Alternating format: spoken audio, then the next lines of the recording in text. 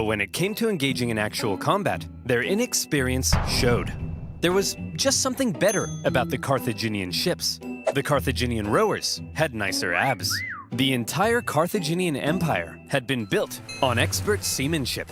So, when it came to water, the Carthaginians were better, and the Romans were wetter. In their initial skirmish, the Romans were beaten so badly that the consul, Scipio, was given a nickname, Asina. And if you're wondering what that means, just drop the "ina." So what were the Romans to do? How could they possibly stand up to this Carthaginian superpower? Well, there's something you gotta understand about the Romans.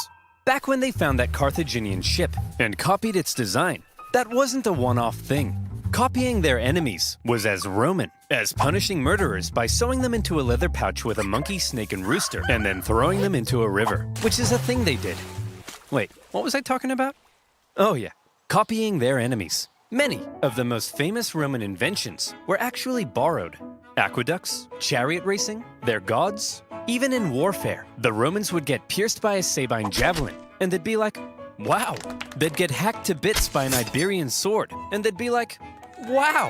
And they'd copy the designs for themselves. However, they wouldn't just copy it. They would advance it, finding ways to adapt it as perfectly as possible.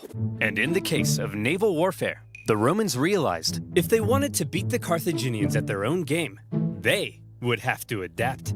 The Romans excelled at combat on land, not on water. But what if, they said, we could somehow turn a sea battle into a land battle? Sounds crazy, right?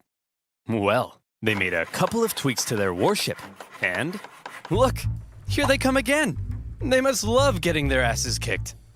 Sir? What's that toll thing sticking out of their ships? They really are idiots. Look at that thing. That'll make them blow over. I mean, look at... Bob! Bob!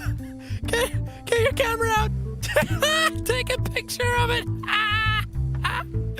I mean, how stupid can you be? Let's just add a big wooden tower to our ship that'll weigh us down and blow us over in the wind. I mean, what does that thing even do?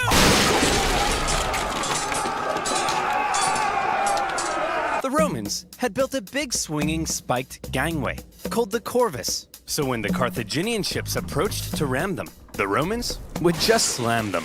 The Carthaginians tried going around. No problem. The CORVUS could swivel. Try going behind.